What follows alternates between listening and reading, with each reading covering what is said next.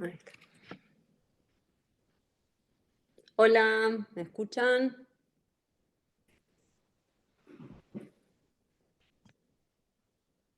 Hola, hola, ¿me escuchan bien? Hola, sí, se Buenas escucha. tardes. Ah, bueno, buenísimo. Ya estamos todos, sí, son un montón. Ahí se están conectando algunos, así ya arrancamos.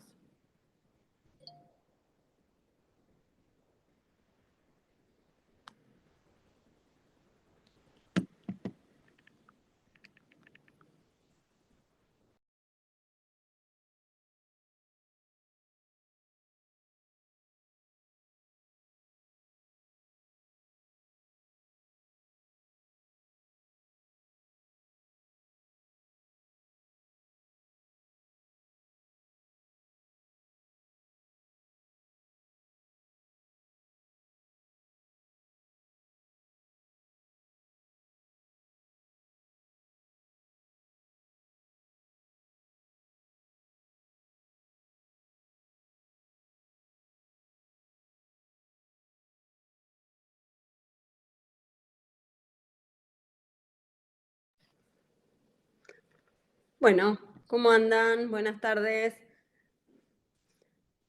No veo a nadie, pero no importa. Voy a hablar ahí al ciberespacio. Veo ahí a Jessica. Jessica, gracias, que me servís de... Ahí está. ¿Eh? Me servís de interlocutora. Bueno, mi nombre es Silvina Carnero. Yo estoy también acá en la cátedra de empresa. Y hoy lo que vamos a charlar un ratito es acerca de qué tipos de empresas hay, qué uno tiene que pensar cuando se pone a armar una empresa. Em, Van a ser algunos conceptos teóricos, pero vamos a hablar mucho de práctica, porque esta materia lo interesante que tiene es esta posibilidad de poder hablar cuestiones de la práctica, que seguramente les van a ser más de utilidad que ponernos a leer algún libro específico de la materia. Así que bueno, me van interrumpiendo en lo que no entienden o voy muy rápido y lo vamos charlando. Tratemos de que, como es por Zoom, que sea lo más interactivo posible. Yo ya me estaba cambiando, me avisaron hace un ratito que no, así que mi idea era conocerlos, pero bueno, nos conoceremos en la próxima clase. ¿Qué pasa? Cuando uno arranca con una idea de algún negocio, lo que está pasando hoy, que por la realidad en la que vivimos, muchas veces el negocio se gesta y después se piensa en qué tipo de empresa se arma. Como que implícitamente la empresa comienza a funcionar con pautas tácitas y de repente un día necesitan formalizar el emprendimiento o la idea que se tuvo o un negocio que se da a través de las redes, que hoy sabemos que a través de las redes se generan negocios en forma casi automática, que se empiezan a monetizar cuestiones, y después cuando necesitan algún permiso o tienen alguna cuestión con algún tercero, se empieza a pensar, bueno, qué tipo de empresa somos, qué formato jurídico le tenemos que dar. Y esto ocurre primero por la velocidad en la que hoy vivimos y el contexto en el que estamos, y aparte porque nuestra legislación argentina en materia de sociedades, que es la que engloba todo este tipo de cuestiones, es una regulación de los años 70. Entonces, ¿qué pasa? No tiene la flexibilidad y la agilidad que necesita el negocio. Entonces, muchas veces pasa, y esto yo se los cuento desde la experiencia del ejercicio, que los emprendedores, o sea, la gente que se dedica al emprendedurismo y piensa en una idea y genera un negocio y un plan de empresa y todo, piensa en lo jurídico al final, cuando ya tiene determinado quizás los socios, el tipo de dinámica que van a desempeñar. Entonces, es importante nosotros como abogados y abogadas el día de mañana, cuando puedan asesorar, poder hacerse de toda esta info para que puedan orientar a los clientes a ver qué tipo de organización es la más conveniente para lo que están desarrollando. Entonces, como disparador, decimos, bueno, tenemos una idea o un negocio ya gestado, por esto que les menciono, que muchas veces ya la gente está hasta comercializando los productos que genera y de repente o tiene un conflicto con un socio y empiezan ahí las cuestiones de decir, bueno, ¿cómo hacemos para acomodar esto y cuadrar la empresa donde tiene que ir para después poder resolver el conflicto? Lo ideal sería poder empezar al revés. El tema que esto es, ¿qué es primero, el huevo o la gallina? O sea, la realidad es que hoy quizás decir, bueno, armo una SA para hacer tal cosa, no genera la rentabilidad que implica arrancar con el negocio y después armar la SA. Entonces es como que es difícil decirles, el camino correcto es este u otro, porque la diaria y la realidad marcan otro ritmo. Entonces, suponiendo que tenemos una idea, que surge alguna cuestión que se monetiza y que genera ganancia, lo primero que tenemos que ver es evaluar la legislación argentina. Bueno, esto que estamos realizando, ¿encuadra dentro de las actividades que se pueden desempeñar en Argentina? Está pasando muchas veces que se están armando sociedades en el extranjero. O sea, que los mismos emprendimientos terminan buscando plataformas quizás que tienen su sitio web en el extranjero o sociedades que por cuestiones fiscales se terminan constituyendo fuera del país y después es difícil validarlas en la Argentina al momento de quizás querer algún préstamo o algún tipo de ayuda desde nuestro país. Les adelanto, hoy les voy a tirar mucha info, así que vayan parándome cuando genere alguna duda porque tengo mucha información para darles, así que espero que les sea útil. Entonces, primero analizar la legislación argentina. Después, dentro de la legislación argentina, ver si esas actividades que uno quiere hacer están prohibidas o están permitidas. Después, si tenemos básico, ¿el emprendimiento va a ser unipersonal o va a ser con 2 o más personas? Y eventualmente ahora vamos a ver qué tipo de relaciones genera el pensar en 2 o más personas dentro del emprendimiento. ¿Quién va a gestionar? O sea, ¿quién va a llevar adelante esta empresa? ¿Quién va a controlar y quién va a poner la plata? Porque son cosas diferentes. Una cosa es quien la gestione, quien la trabaje en la diaria, otra cosa es quien quizás pone solamente el dinero, el capital, y espera ganancias sin participar de la diaria del negocio, y puede ser que hay un tercero, que puede ser la misma persona u otra diferente, que controle la marcha del negocio. Entonces, ir como pensando en todas esas cuestiones. ¿Qué tipo de actividad vamos a desarrollar? Que eso nos va a llevar a una clasificación de los tipos de empresa que hoy tenemos reguladas. ¿Qué formato le vamos a dar a la empresa? Va a ser, le queremos dar un formato formal y cuadrarnos dentro de la ley de sociedades. Vamos a querer trabajar en la informalidad y quizás usar algún contrato, que después les voy a mencionar, como para darle una regulación, pero no tan estricta o más flexible. Es una empresa que tiene como único ámbito de desarrollo lo digital o también va a ser física. Tenemos un edificio, tenemos inmueble, tenemos oficinas o todo es remoto. Bueno, todas esas cuestiones hacen a tener que desarrollar en realidad la estrategia del negocio y ver qué tipo de formato le damos. Si lo que yo quiero hacer, ese tipo de actividad, tiene algún tipo de restricción impositiva o aduanera, ahora supuestamente, no quiero decir mucho, pero se habían flexibilizado un poquito las importaciones y exportaciones. Hasta hace un tiempo había ciertas restricciones, todo es entre comillas. Si vamos a exportar o importar, el tipo de cambio, bueno, todas esas cuestiones fiscales que también tengo que tener en cuenta al momento de generar una empresa para después ver si es rentable o no.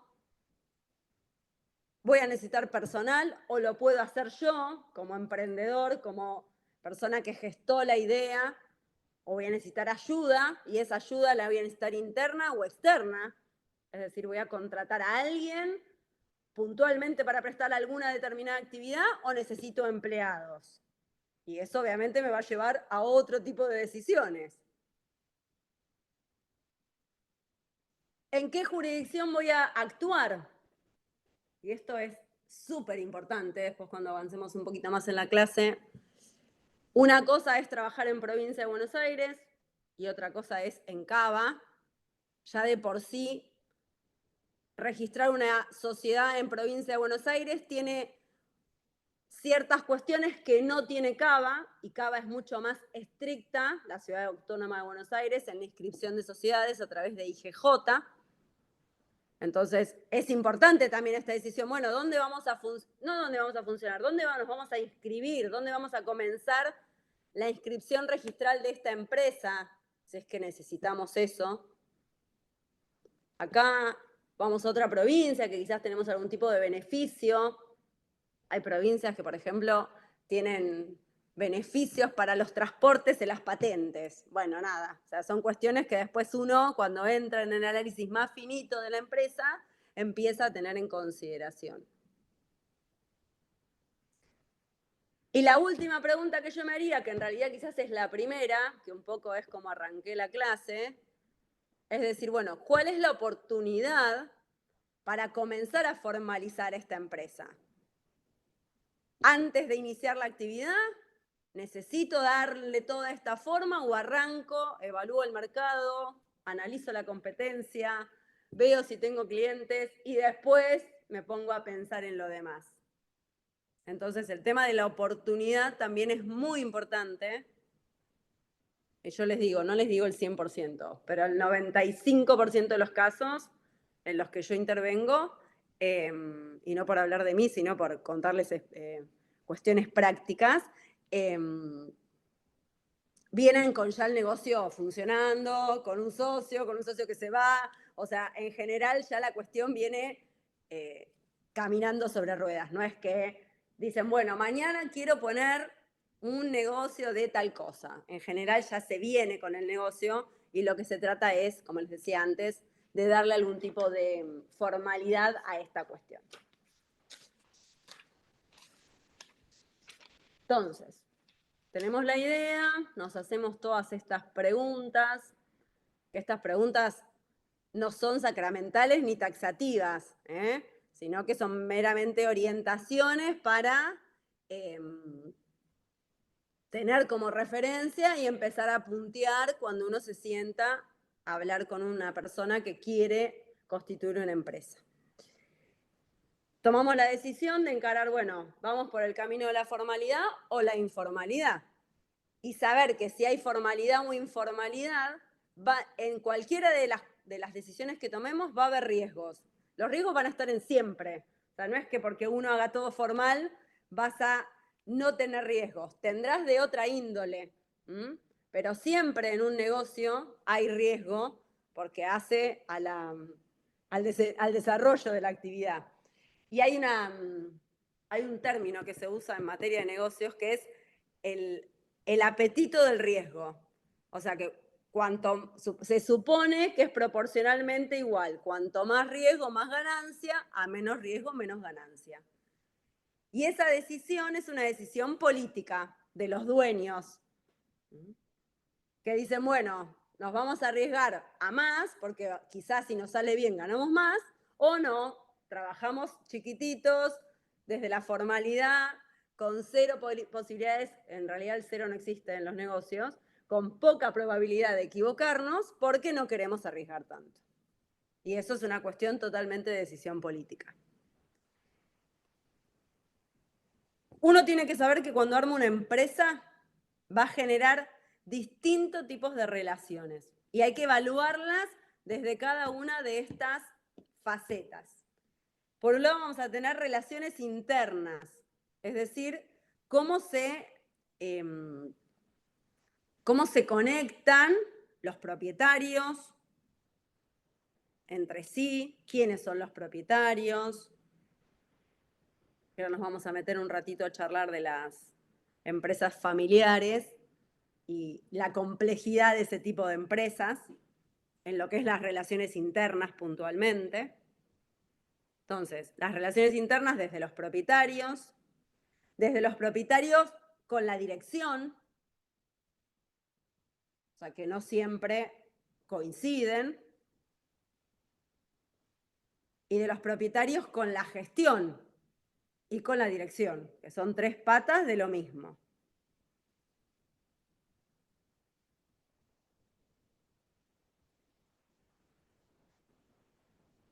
Después, en otro ítem, encontramos a las relaciones con terceros. Léase proveedores, clientes, terceros con los que uno puede contratar eventualmente para algo puntual. Entonces yo voy a tener la empresa en sí, pero va a tener que irse analizando dentro de distintas facetas, todas diferentes, porque son un todo, pero a su vez cada una separada una de otra. Que después las vamos a por lo menos a mencionar. Después relaciones con acreedores, o sea, aquellos que van a generar algún tipo de acreencia en contra de la sociedad, o de la empresa, perdón, que esos acreedores a su vez pueden ser voluntarios o involuntarios. Los voluntarios son aquellos que comercializan conmigo y que puede generarse algún tipo de deuda.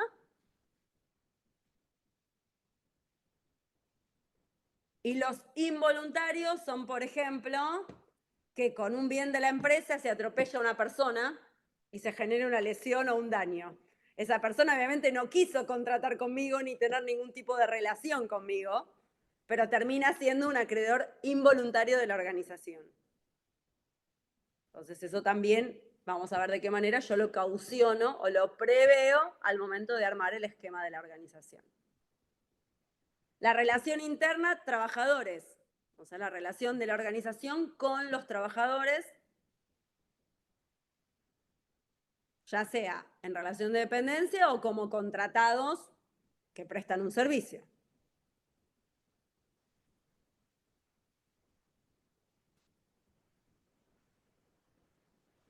Y las relaciones con el Estado que genera esa empresa desde el punto de vista de los permisos, las habilitaciones que se necesitan para funcionar y, por supuesto, el pago de todos los impuestos que hay que desembolsar según el tipo de actividad de que se trate.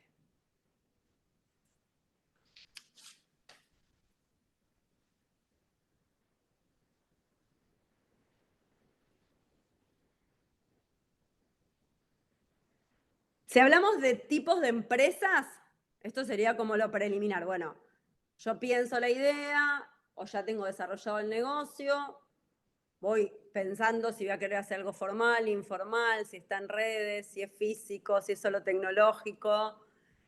Pensar que generar esta empresa va a impactar en todos estos ámbitos de relaciones internas, externas.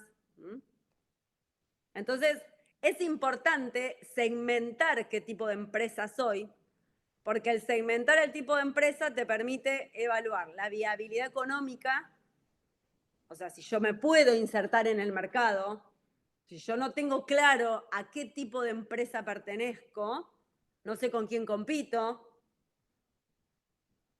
no puedo hacer una previsión económica de esa empresa, porque no voy a tener claro qué gastos voy a necesitar, qué impuestos tengo que pagar.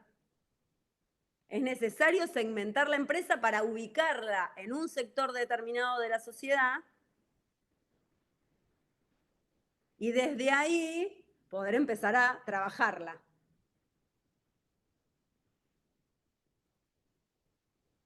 Poder generar estrategias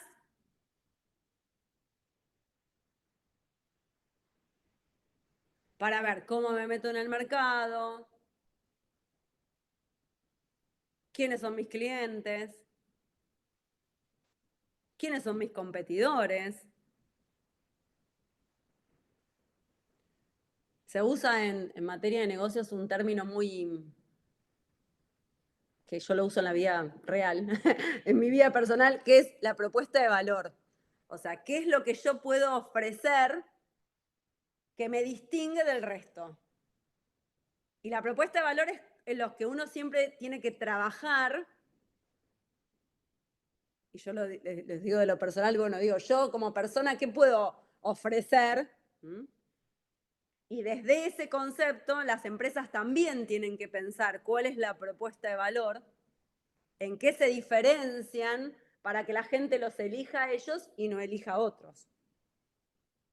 Y para poder hacer ese análisis, primero tengo que saber quién soy, definirme.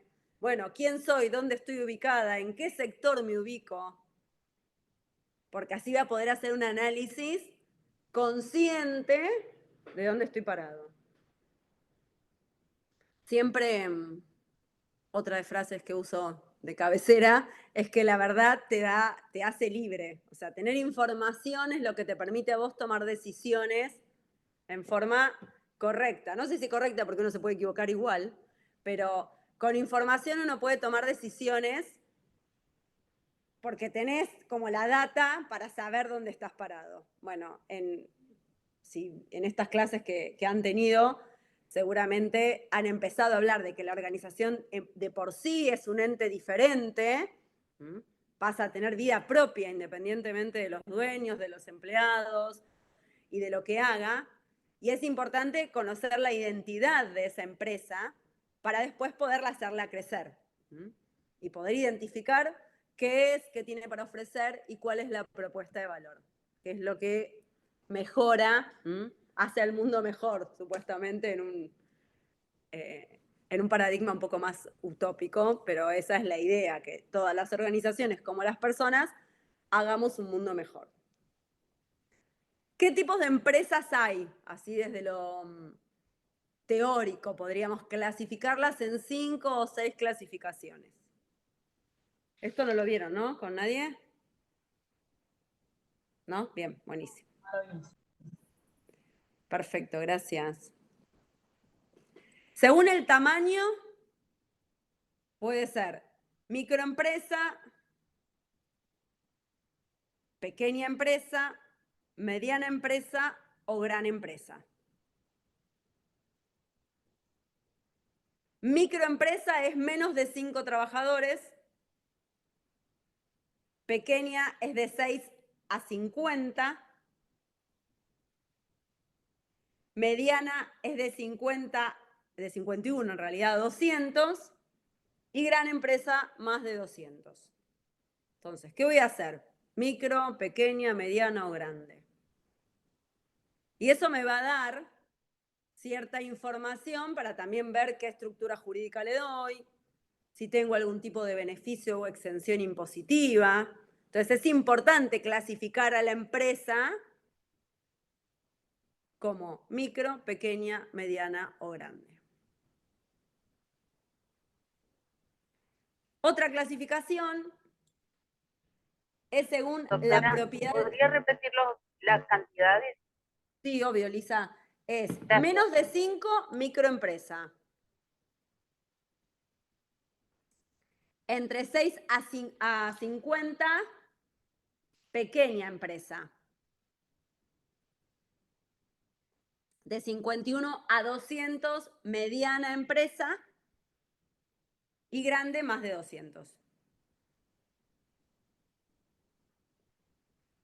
Supuestamente se cuentan los trabajadores, no los dueños, salvo que los dueños ejerzan también algún tipo de función desde lo operativo, desde lo que es el desarrollo de la actividad. En general, por lo menos en Mar del Plata, salvo alguna puntual, son todas pequeñas empresas y puntualmente son empresas familiares. La gran mayoría de las empresas marplatenses son familiares que tienen ciertas ventajas, que ahora las vamos a ver, y ciertas desventajas. Yo no les armé ningún Power porque pensé que íbamos a tener clase presencial y siempre uso el pizarrón. Así que me comprometo a armarles material para después subírselos al campus porque me agarró de imprevisto tener que dar por Zoom. Así que disculpen que no les estoy pasando ninguna diapositiva ni nada porque no lo tenía previsto. Por la propiedad del capital sería una segunda clasificación que puede ser empresa privada, empresa pública o empresa mixta.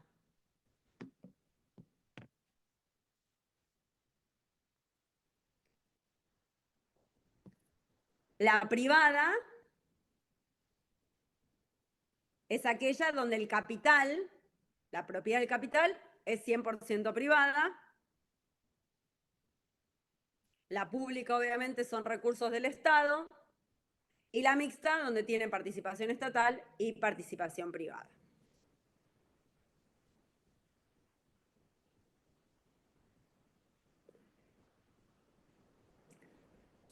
Tercera clasificación, por la actividad económica que desempeña.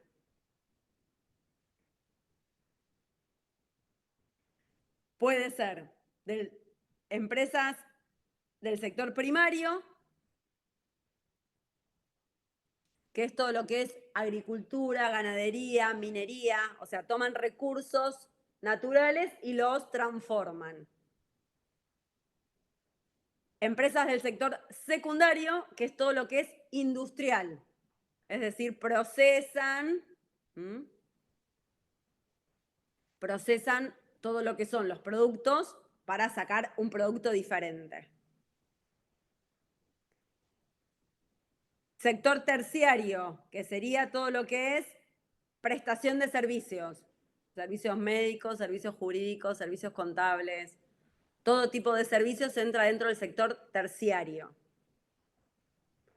Y hay algunos que están hablando del sector cuartenario, que son las empresas 100% digitales. Que hay algunos que la diferencian de una empresa de servicios. Entonces, primario, secundario, terciario y cuartenario, que es según el tipo de actividad económica que uno desempeña.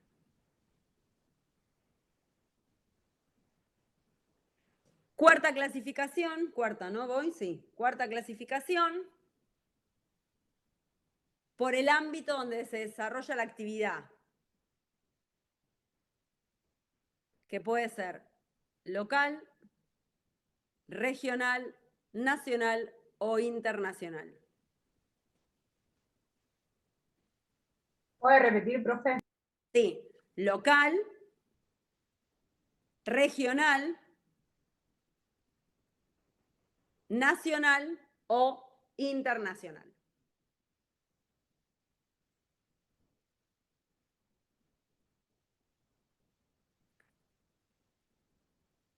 Una otra clasificación es por el esquema laboral que desarrolla la actividad.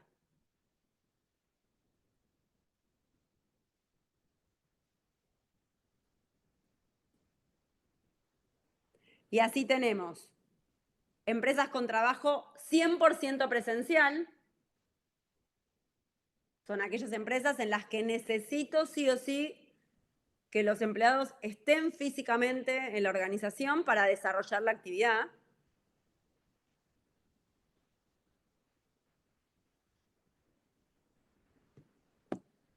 Empresas de trabajo remoto, que hoy hay muchas, las tecnológicas en general son 100% remotas, o sea, casi no tienen oficinas, que para una persona de mi edad es bastante complicado entenderlo, porque soy de, por supuesto, otra escuela, de otra realidad laboral. Uno se va adaptando, pero es otra forma de trabajo, con objetivos, sin horario, con otro tipo de flexibilidad. Y, por supuesto, aquellas que tienen la modalidad híbrida o mixta de presencial y remoto. Entonces, dijimos, por el tamaño, por el ámbito, por el tipo de actividad que desempeñan, por la modalidad de trabajo. ¿Cuál me faltó? Por la propiedad del capital. Y la sexta, por la forma jurídica.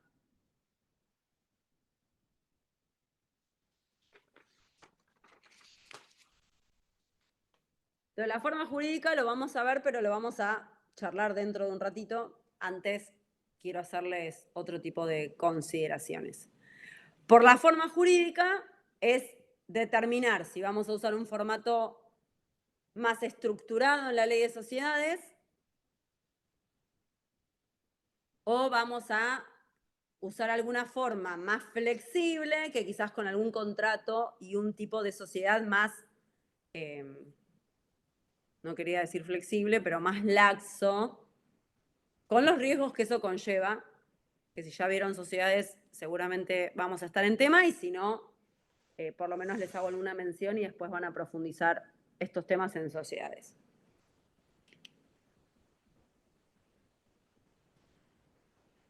Entonces, defino en alguna manera, como puedo, qué tipo de empresa quiero ser o puedo ser, o soy, porque en realidad también hay una cuestión en materia de empresas que es totalmente cambiante, y una empresa que hace 2 años tenía una realidad, hoy puede tener otra, para mejor o para peor. Sabemos que las empresas están en un contexto, uno no puede analizar ninguna organización si no la contextuamos dentro de país, ciudad, localidad en donde se desempeñe, en la actividad que desarrolla. Es importante tener el análisis de toda la coyuntura económica y política para poder realmente así entender quiénes somos y cómo vamos a operar. Todo esto es increíble cómo uno lo va pensando y después se va haciendo realidad. O sea, parece meramente teórico cuando uno lo menciona, pero después uno ve los efectos en la realidad, y es la verdad que fantástico poder transitar ese camino e ir viendo cómo una empresa que quizás arrancó con una idea termina siendo algo real, con gente que trabaja y con clientes y con crecimiento. Pero bueno, son procesos también que llevan tiempo. Hoy hablar de 5 años ya es largo plazo. Antes, cuando se hablaba de largo plazo, se hablaba de 10 años. Hoy los plazos son mucho más acotados. Y poner en agenda temas, uno arma en general los Gantt, que son los planes de trabajo de acá a trimestres, y va poniendo objetivos para poder ir al ritmo de la realidad, que en un año uno tiene más en nuestro país o en Latinoamérica. Podemos decir que también el contexto hace que uno tenga que estar todo el tiempo reinventándose para poder adaptarse a las realidades nacionales e internacionales. Bueno, siempre digo lo mismo, desde que pasó la pandemia, que todos pensamos que era algo que no iba a pasar, cambió la realidad de los negocios y cambió la visión de las empresas, y cambió también la agenda. O sea, hoy la agenda es a toda velocidad, para mejor y para peor. O sea, les digo, para mí enero está siendo como un marzo rabioso. O sea, para que se les dé una idea, y hoy es 8 recién. O sea, es como un ritmo súper, es re interesante, pero tiene su parte de velocidad absoluta. Entonces, tenemos la idea, vamos armando todo este esquema de información, determinamos la actividad, la contabilidad, los impuestos, qué gastos, qué costos fijos vamos a tener, con qué personal contamos para generar determinado producto o servicio a determinado plazo. Si alguno, no sé si tiene algún tipo de emprendimiento o de empresa que esté hoy en el mercado, hoy el termómetro de las empresas pasa por las redes, que es algo que hace 3 años o 4 años no se pensaba, y hoy en realidad la visibilidad te dan las redes, el posicionamiento de la marca te dan las redes, y vos podés tener armada una estructura divina, súper formal, y es las redes, o son las redes, perdón, las que te terminan marcando la necesidad del mercado, de los productos, la innovación en los productos, y todo eso viene por algo que es totalmente ajeno, y que lo loco que tienen las redes es que uno larga la información y no tiene idea hasta dónde llegan. O sea, no podés trazar un límite de esa información y te viene como un boomerang que a veces no estás preparado para recibir. Entonces, bueno, son todas cuestiones que hay que ir trabajando. Por eso les decía lo de la velocidad y lo de la necesidad de por lo menos tener claro dónde estoy parado, qué es lo que quiero hacer, más allá que después pueda cambiar por esto que les estoy mencionando. Las empresas familiares no entran en ninguno de los formatos, o sea, pueden entrar a la clasificación que recién les dije, pero tienen condimentos propios que hacen que no estén ni definidas en la ley de sociedades, ni definidas en el Código Civil y Comercial, porque claramente mezclan varios institutos en un solo, en una sola organización, que las vuelve súper interesantes, pero muy complejas. Yo tengo la suerte, y les vuelvo a decir, no por ser autorreferencial, sino para transmitirles cuestiones prácticas, de trabajar en un montón de empresas, todas familiares, porque es la gran mayoría de las empresas de Mar del Plata. En una sola no trabajo, miren, no estoy pensando. Una sola no es familiar. Son muchos socios de distintas, o sea, no tienen ningún nexo familiar, sino que los une la profesión. Pero después todas las demás son familiares. Familiares ya sea de un solo dueño, que es la segunda generación, sí, la primera, segunda, y que hoy por hoy es el único que toma decisiones y el único que comanda y el único dueño de la empresa. Otra que son varios dueños hermanos, todos en situaciones de disparidad en cuanto a las tareas que desempeñan y el rol que tiene cada uno en la empresa.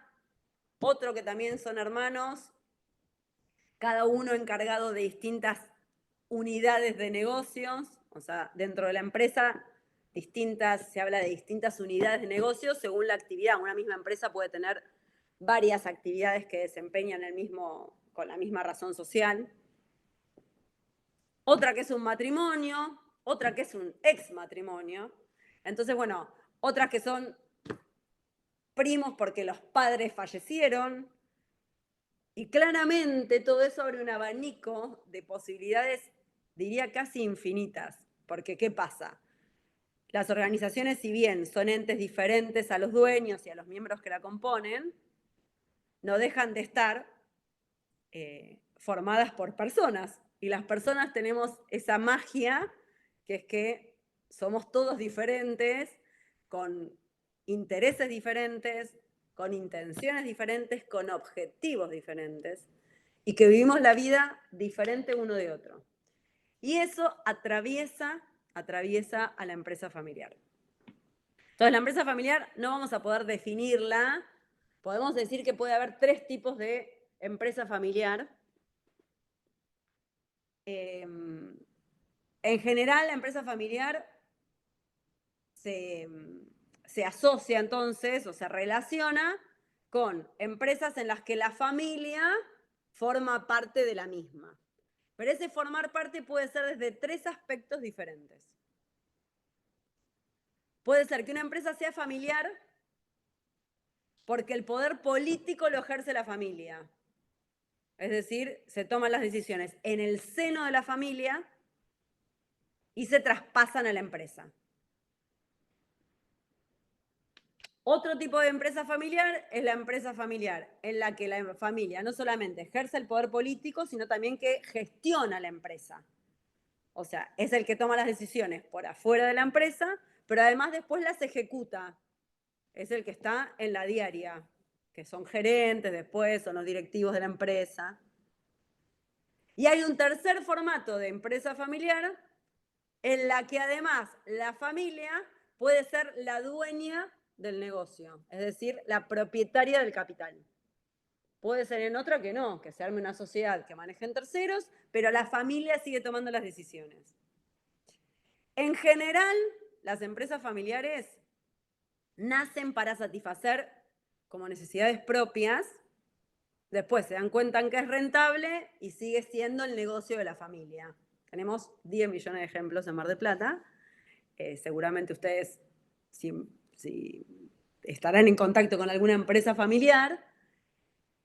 El tema es esto, que coincide en el mismo seno de la organización 3 ámbitos diferentes, que es la familia, la propiedad y la empresa. Y es muy difícil separar los conflictos familiares de la empresa y viceversa. Es muy difícil que no se generen cuestiones que en una empresa que no hay familiares no pasen, porque no están esas subjetividades que atraviesan a todas las familias.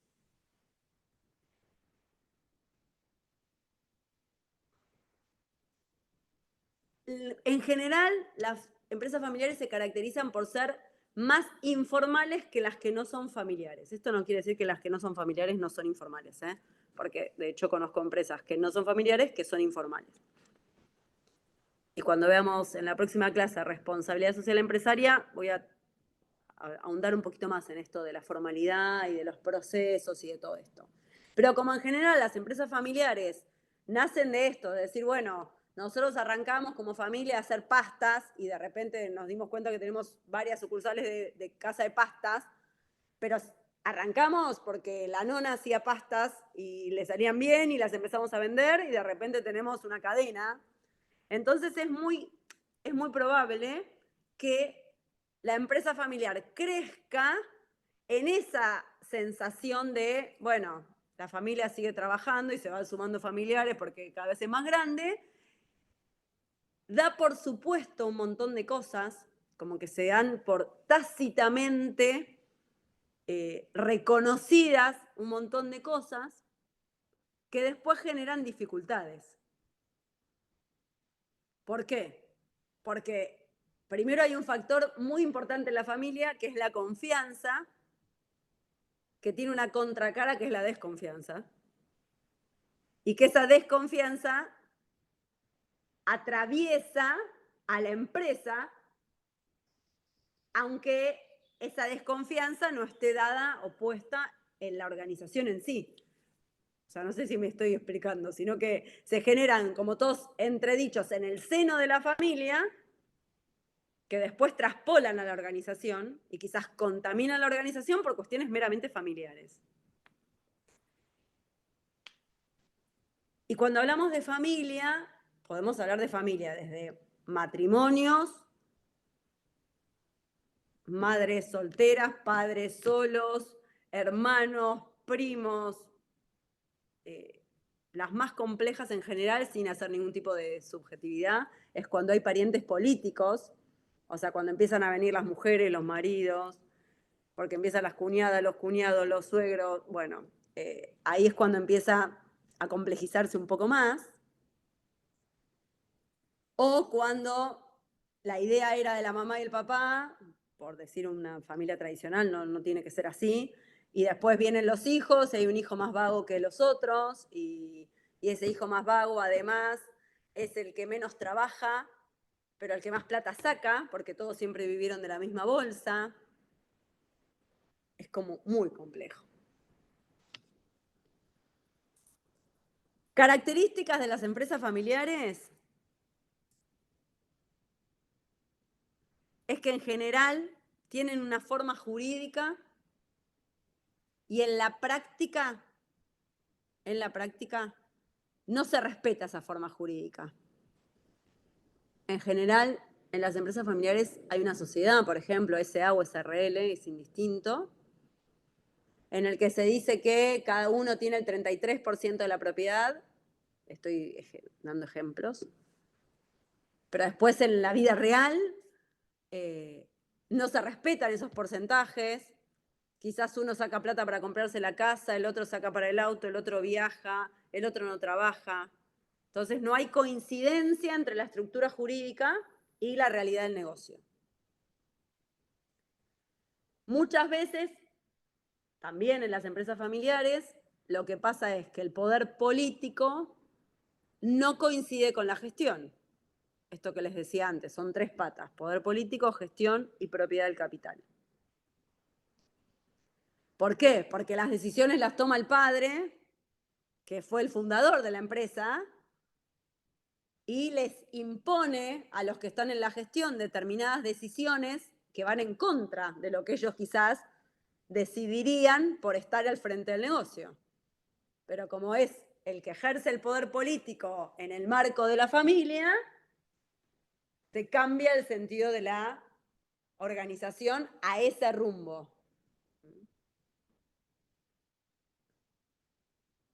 Muchas veces, además, los dueños del capital no tienen posibilidad de, o sí, de gestionar la empresa, y eso genera también otro tipo de interferencias.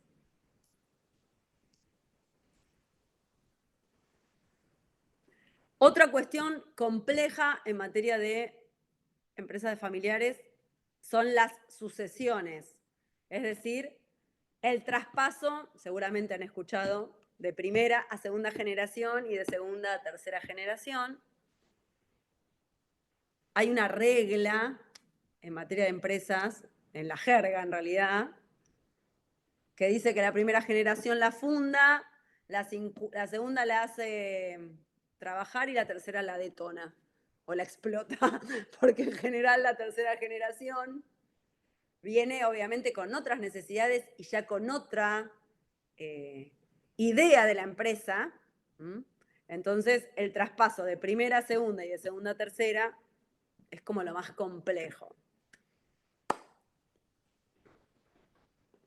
Ya el traspaso de primera a segunda es complejo, porque en este ejemplo que les decía, que no es puntual, sino es más una cuestión ejemplificativa, la primera generación le cuesta aceptar que la segunda lo pueda hacer diferente, porque si la primera generación armó la empresa y la hizo funcionar, ¿cómo la segunda generación puede aportar algo diferente si siempre vivimos todos así? Y bien, es muy difícil romper esa estructura mental del poder político del fundador y hacerle ver que quizás haciendo las cosas de otra manera, en general la segunda generación lo que hace es darle formalidad a la organización. La primera laburó, hizo todo laburando y salió bien el negocio, y la segunda es la que quizás se sienta a pensar, bueno, empecemos a formalizar todo esto, qué forma jurídica le damos, cómo nos cubrimos de tales cuestiones o de tales otras, cómo proyectamos crecer. Y la tercera, que es la que viene disfrutando de los beneficios de la empresa, es la que, y encima hoy con otro tipo de paradigma laboral, es la que o le hace un cambio rotundo a la empresa o termina generando quizás algún tipo de disolución. Otro tema muy complejo en materia de empresas familiares es hablar de las contingencias. ¿Cuáles son las contingencias en una empresa familiar? Las contingencias en una empresa familiar, que son los temas que nadie quiere hablar, es qué pasa si te morís, qué pasa si te divorciás, qué pasa si te casás. Lo ideal es trabajar, seguramente lo han escuchado por ahí, en un protocolo de familia, que es poder formalizar todas estas cuestiones que van a pasar porque la vida es un ciclo natural para todos. Lo más sano es hablar, pero son esos temas que a la gente no les gusta hablar. Entonces, después se casa y viene el marido de la nena con ciertas ideas y como es el marido de la nena, se va a meter. Y todas estas cuestiones generan muchas complicaciones en una organización familiar. Lo ideal sería poder trabajar el protocolo de familia que prevé estas contingencias y prevé el traspaso de generación en generación. Eso sería lo más acorde a poder armar en una empresa familiar, que les digo, yo trabajo en una que hace rato vengo diciendo, hablemos ahora que son todos solteros, que no tienen novias, que, bueno, ya llegué tarde porque ya uno tuvo un hijo, o sea, pero yo vengo desde hace años trabajando con ellos diciéndole, por favor, sentémonos a hablar de qué pasa si alguno de ustedes se casa, si alguno de ustedes tiene novia, si alguno de ustedes tiene un hijo, o si el día de mañana sus papás no están. Hablemoslo, empecemos a pensarlo por lo menos. Esos procesos son re largos, quizás te llevan años de trabajo, no es que lo pensás y mañana firmamos un contrato. Pero sería lo ideal poder formalizarlo, porque como les decía antes, como las empresas familiares vienen atravesadas por decisiones que se gestan en la familia y conversaciones y subjetividades y hay cosas que se dan por supuestas que no tienen que estar por supuestas. Bueno, lo ideal sería poder trabajar en ese formato. Sabiendo o teniendo claro que cuando hablamos de una empresa familiar hablamos de 3 núcleos que se vinculan todo el tiempo, que es la familia, la propiedad y la empresa en sí. Entonces, en ese marco es donde uno tendría que poder ir trabajándolo, sabiendo que va a haber grises que vamos a tener que tener en cuenta.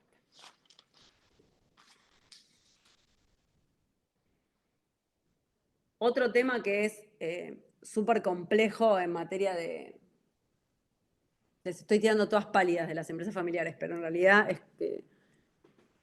tienen están buenas porque generan cierta informalidad y son en general mucho más contenedoras y más de la persona a persona, no tienen tanta la estructura de la empresa más grande, por decirlo de alguna forma.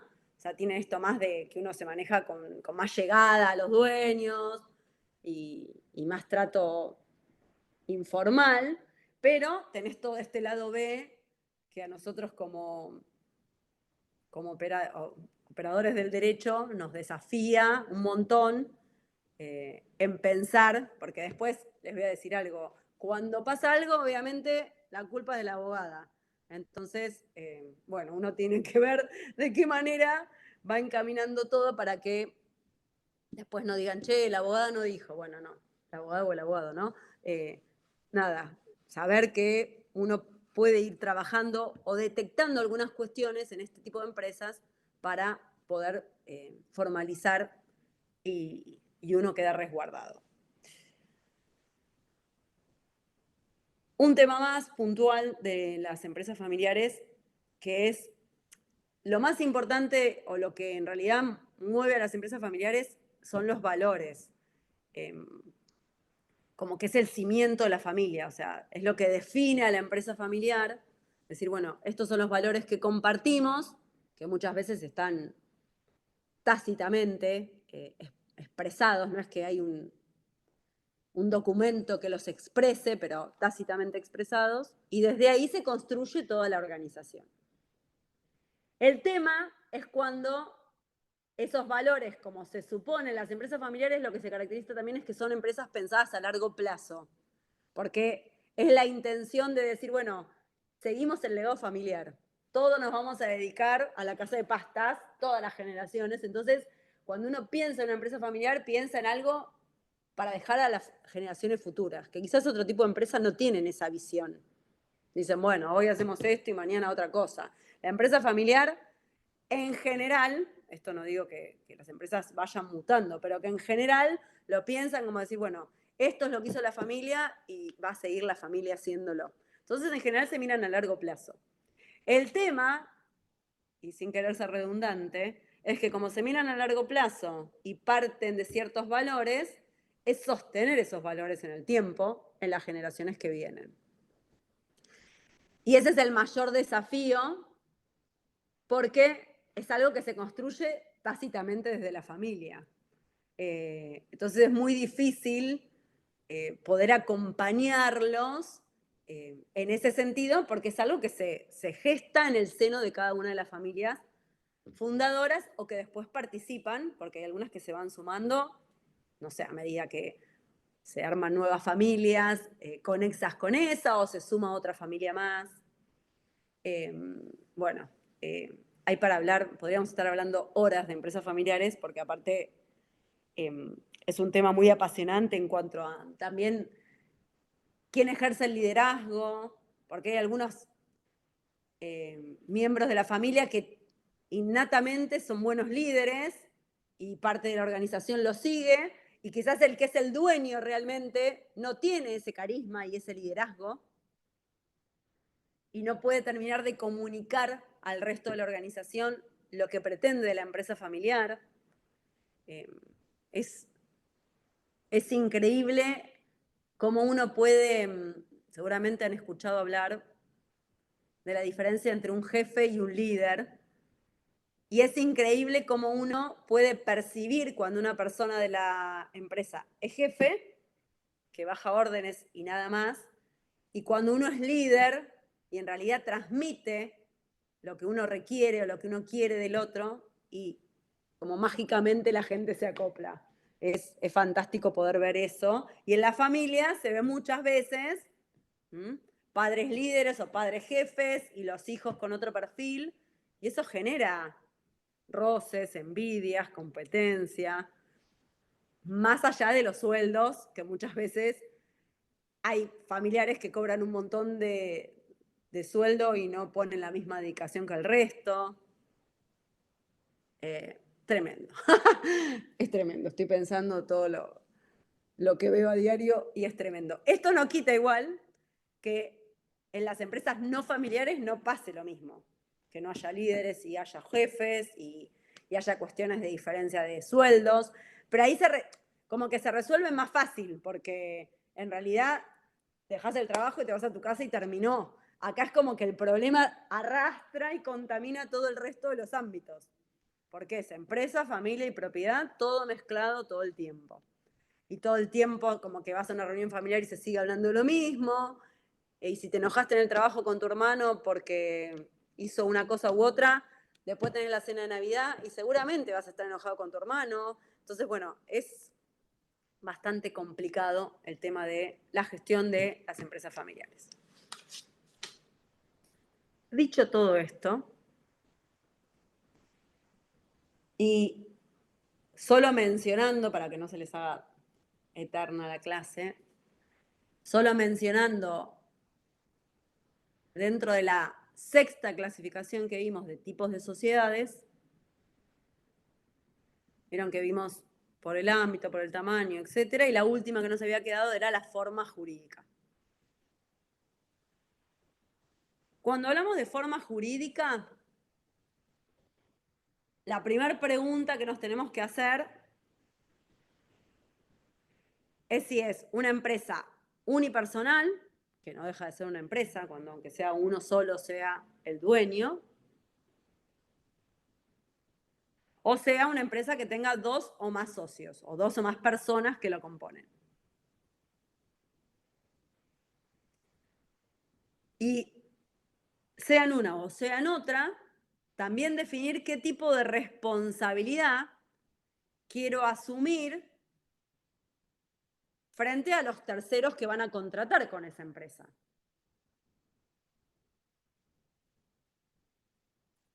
¿Quiero ser solidario con el negocio y que mi patrimonio también esté expuesto a la actividad? ¿O quiero dividir, que es en general lo que uno pretende, ¿no? Dividir las contingencias y riesgos del negocio de mi vida personal? Entonces voy a ir por una responsabilidad solidaria y meto todo en la misma bolsa, o quiero separar la actividad por un lado y mis bienes por el otro, ya sea unipersonal o no.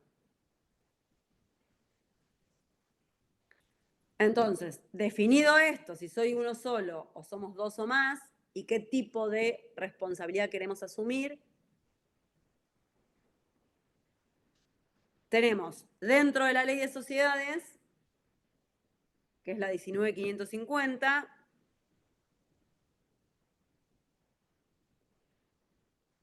sociedades de personas, es decir, aquellas en las que la responsabilidad es solidaria e ilimitada. Sociedades de cuotas, como una segunda forma.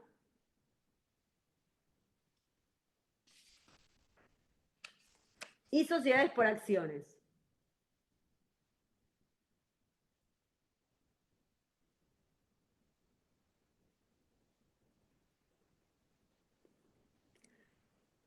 Dentro de las sociedades de personas,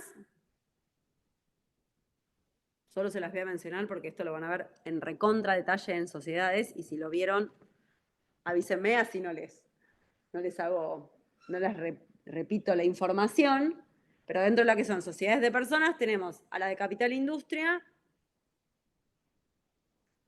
a la comandita simple y a la colectiva. 3 tipos de sociedades diferentes. Capital e industria, comandita simple y colectiva.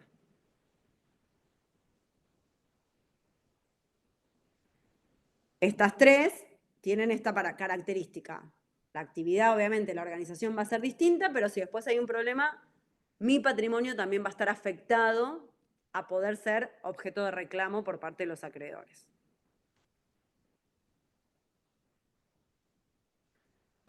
Sociedades de cuotas. Dentro de la ley de sociedades es la famosa, o la que más se usa, que es la SRL, la Sociedad de Responsabilidad Limitada.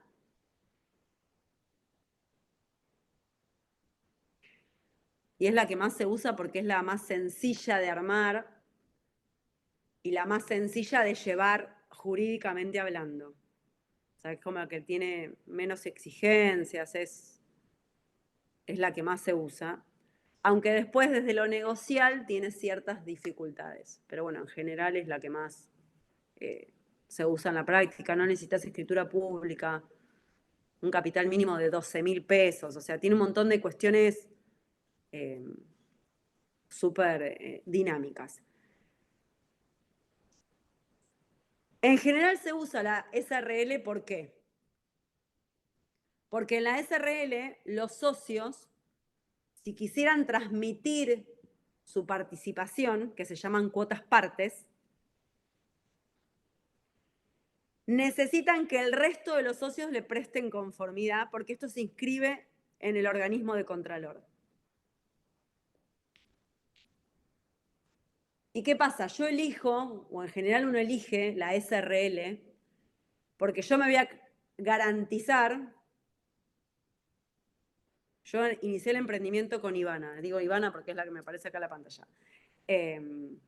Yo inicié el emprendimiento con Ivana y yo quiero que Ivana sea mi socia.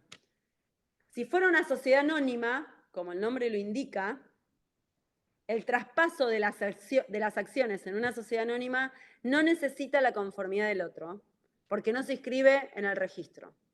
Entonces puede mañana Ivana haber vendido su parte a María Julieta y aparece mañana en la empresa María Julieta, que es la nueva dueña de la parte de Ivana. En la SRL, si bien hay limitación de la responsabilidad y cada uno responde por su parte, a mí me importa la persona del socio. Y para cambiar a Ivana como socia, yo, Silvina, en este caso, voy a tener que darle la conformidad a Ivana para que venga María Julieta o venga un tercero. Entonces, ¿qué tienen las sociedades de responsabilidad limitada? Menos agilidad en el cambio de propietario. Y muchas veces termina pasando que las SRL, como no podemos venderle la parte a un tercero porque no nos ponemos de acuerdo, se terminan extinguiendo. O sea, la sociedad termina disolviéndose porque no nos podemos poner de acuerdo en vos salís pero no salís, y generan estas cuestiones que atentan contra el negocio. Entonces, están buenas desde un lado, pero de hecho yo estoy en varias sociedades que hay quilombo, y perdón porque queda grabado todo para la facultad, un desastre, hay líos societarios, casualmente, por los conflictos que hay en no queremos que venga este tercero y necesitamos que se vaya este socio, o queremos que venga y los otros socios no lo aceptan, y la sociedad media queda frenada desde lo jurídico, que después termina impactando en la gestión. Porque lo jurídico llega a un punto en la actividad que impacta en la gestión. Por más que la diaria uno pueda seguir trabajando, llega un momento que necesitas que lo jurídico y la gestión estén parejas, y si tenés estas cuestiones sin resolver, te impide continuar. Entonces, las sociedades cuotas, que son la SRL, la sociedad de responsabilidad limitada, sería otra forma jurídica. Después tenemos las sociedades por acciones, que pueden ser sociedades por acciones cerradas, es decir, solamente están los dueños, o aquellas cotizantes, es decir, sociedades anónimas por acciones que coticen en la bolsa, que obviamente cuadran en general con grandes empresas, no cualquiera cotiza en bolsa porque ya entras en otro régimen diferente. Y dentro de las sociedades por acciones tenemos la sociedad anónima propiamente dicha, las grandes sociedades anónimas que están controladas por el Estado, que están en el 299 de la Ley de Sociedades, que son ahora las que se modificaron por el decreto del DNU, son estas que están medias tocadas por el DNU y las empresas públicas. La sociedad en comandita por acciones es otro tipo de sociedad por acciones.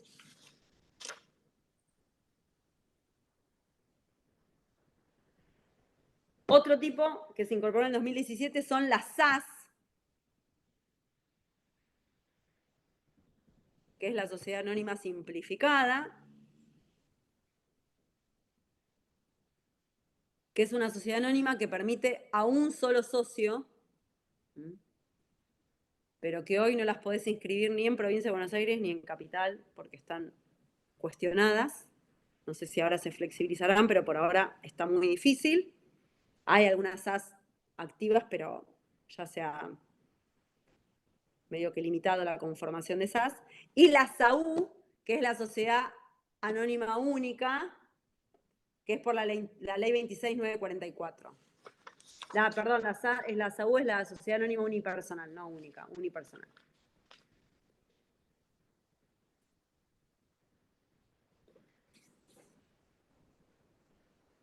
¿Qué pasa? Cualquier tipo de sociedad que yo elija en nuestro país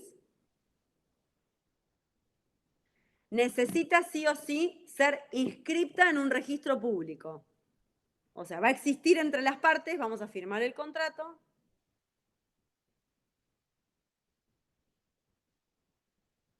Pero para que sea oponible a terceros tenemos que inscribirla en un registro.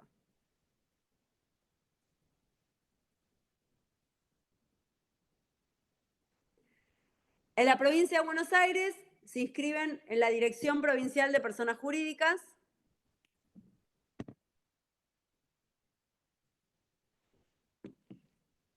que tiene toda una normativa específica, qué requisitos se exigen y es bastante formalista, Dirección Provincial de Personas Jurídicas, que tiene sede en La Plata, pero tiene delegación, en Mar del Plata hay una delegación.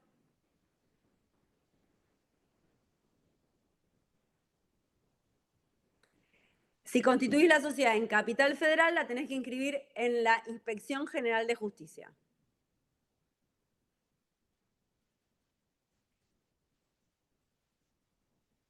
Que tiene muchas más complejidades que Provincia de Buenos Aires.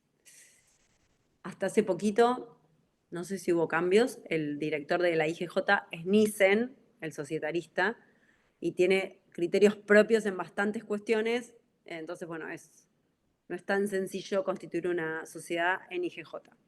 Es todo digital, tiene otro tipo de dinámica, en provincia hay algunas cosas que siguen siendo papel, bueno, tiene como... Si algún día, cuando ejerzan, la incumbencia de constituir sociedades es una incumbencia súper interesante, más si uno puede armar la sociedad desde el negocio, todo esto que venimos hablando, o sea, no solamente armar la sociedad pelada con los formatos preestablecidos por las páginas, sino poder analizar el negocio que se les está planteando y poder darle el formato jurídico adecuado a ese negocio, que sería como lo ideal. En general, les vuelvo a repetir, no pasa. O uno tiene la sociedad pelada y adapta el negocio al estatuto o al revés, pero bueno, si uno pudiera ir armando el negocio conjuntamente con la sociedad, llegaríamos a un excelente resultado.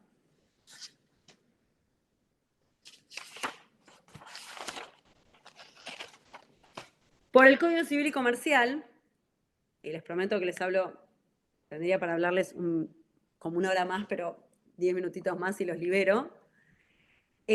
Por el Código Civil y Comercial, hoy están reguladas como este tipo de sociedades que les mencioné recién, que solo se las mencioné y les repito, las van a ver en detalle en sociedades. Como este tipo de sociedades son bastante, han quedado muchas veces como, aparte como las tenés que inscribir en jurídica, como que han quedado medias obsoletas en relación al negocio, el Código Civil y Comercial tiene regulado otras formas asociativas que se están usando mucho en materia de negocios.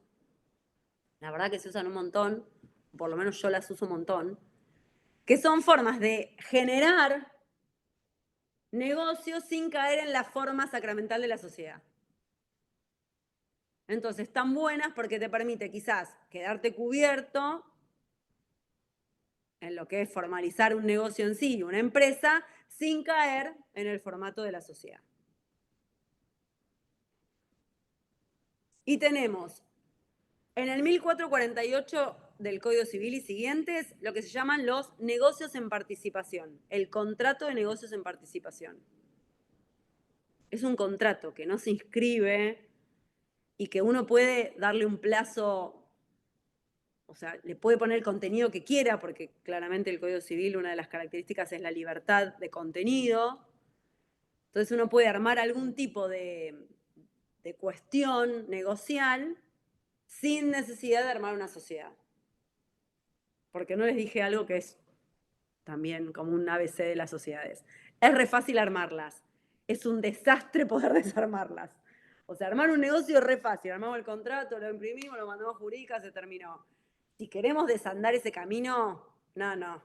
Y los socios no están de acuerdo, podés caer en un conflicto societario que puede estar judicializado y tardar años hasta poder lograr o llegar a una quiebra de una sociedad, que ya es la parte de crisis.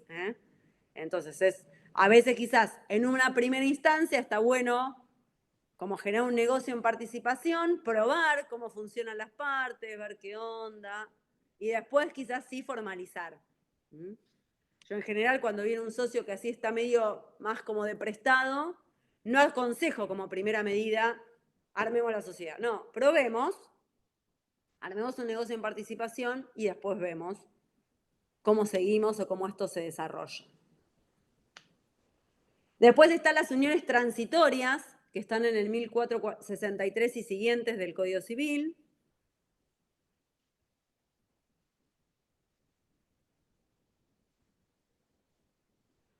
Después están los consorcios de cooperación, que están en el 1470 y siguientes.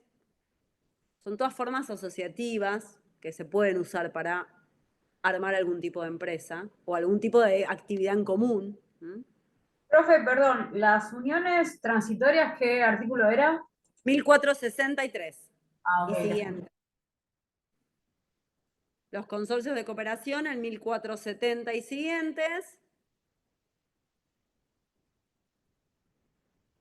Y después hay otra forma asociativa que para mí es como un chino, pero seguramente ustedes que son jóvenes lo van a haber escuchado y quizás lo entienden más, yo todavía no lo entiendo, que son las DAOs, que son organizaciones autónomas descentralizadas, todas digitales. Para mí es como hablar en un idioma que no manejo. Y no sé si en esta vida voy a poder hacerlo, pero bueno, yo se lo tiro para que ustedes lo tengan. Porque a mí me superan. También hay otras formas asociativas, que son las sociedades de hecho y las irregulares, que son las que hoy se habla de la sección cuarta de la Ley de Sociedades.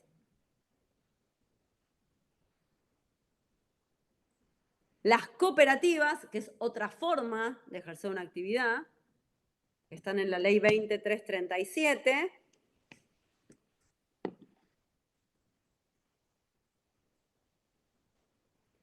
Y que ya no como empresa, pero sí tenemos las asociaciones civiles, las fundaciones y las mutuales, como otro tipo de persona jurídica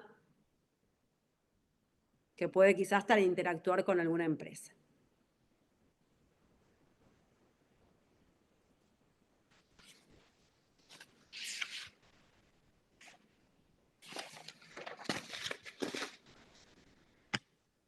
¿Cuál sería el circuito entonces? Pensando en que tengo una idea o ya tengo un negocio veo el formato jurídico que le doy, qué tipo de empresa soy, firmo el contrato correspondiente, tengo que tener algo básico, que también lo van a ver en sociedades, que es lo que se llama la affectio societatis,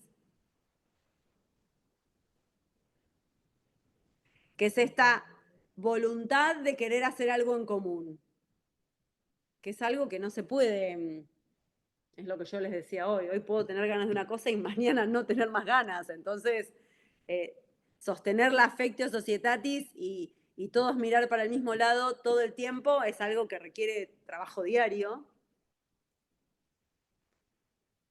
Entonces tenemos que tener inicialmente la idea de formar algo en común, plasmarlo en un documento, darle forma jurídica, inscribirlo, darle todas las altas que necesite para que esa actividad esté regulada y permitida, todos los permisos que requiero para poder operar, tener la quit, que es la clave ante AFIP para pagar los impuestos, tener definida la gestión, quién va a gestionar esta empresa, quién la va a llevar adelante. No alcanza con poner la plata. Después tenés que hacer funcionar la maquinita, acomodar toda la gestión. Saber que cuando arranca la empresa voy a tener distintas relaciones que se me van a empezar a abrir. Terceros, acreedores, trabajadores, el Estado. Entonces tengo que ir definiendo cada uno de ellos.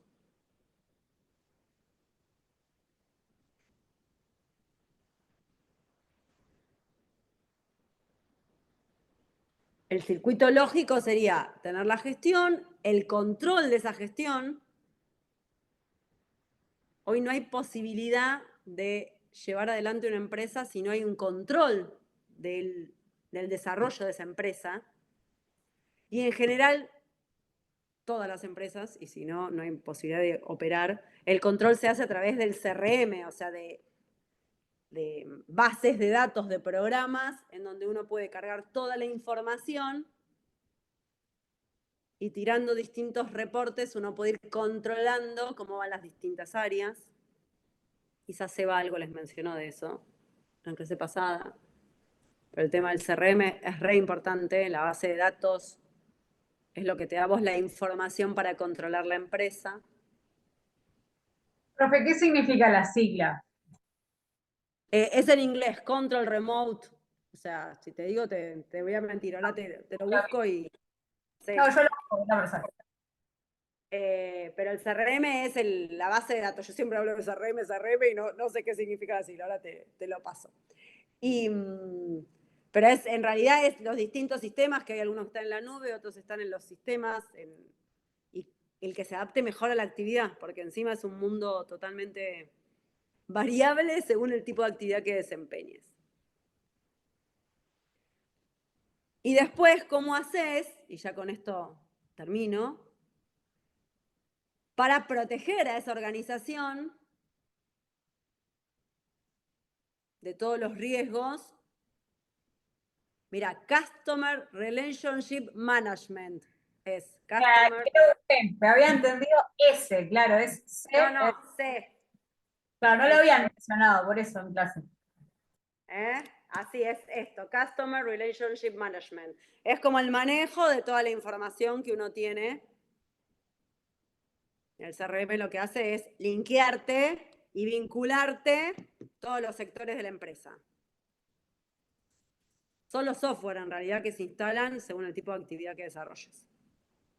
Que hoy obviamente ya no tenés posibilidad, hoy se maneja tanta información, tanta, que no hay forma de hacerlo manual. O sea, si haces manual te quedás, aunque sea con un Excel, pero necesitas información digital para poder hacer el seguimiento de la actividad. Cualquiera que sea, desde la más chiquitita, porque ya si tuvieras redes, ya vas a tener ahí información que te va a ir bajando, quiénes te consumen, cuántos clientes nuevos tuviste, bueno, hay un montón de info que se va midiendo. En la próxima clase que nos vamos a ver, que es el 22, ahí también les voy a dar un montón de información de todos estos, cómo nos vinculamos con los clientes, nos vinculamos con los terceros, nos protegemos internamente, los directivos, los dueños, los trabajadores, el Estado.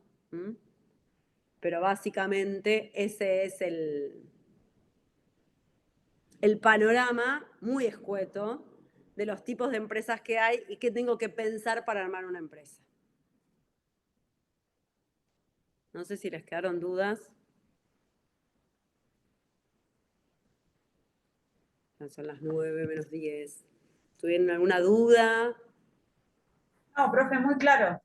Bueno, porque es mucha info. Es mucha info, pero bueno. Magistral la clase, profe. Bueno, me Excelente. alegro. Me alegro. Bueno, nos vemos la próxima, espero en vivo, así los conozco. Y cualquier duda, miren, les doy acá mi mail, si tienen dudas o necesitan material de lo que sea. Y les dejo mi celu también, que no tengo problema en que me manden WhatsApp. No, está mal el celu, esperen. 223-5620-555. Cualquier cosa me escribe, me mandan WhatsApp, lo que sea. Que yo estoy disponible para ayudarlos. Que tengan buenas noches y nos vemos prontito. Muchas gracias. Chao, Muchas gracias. Hasta la próxima. Chao, Chao. anden bien.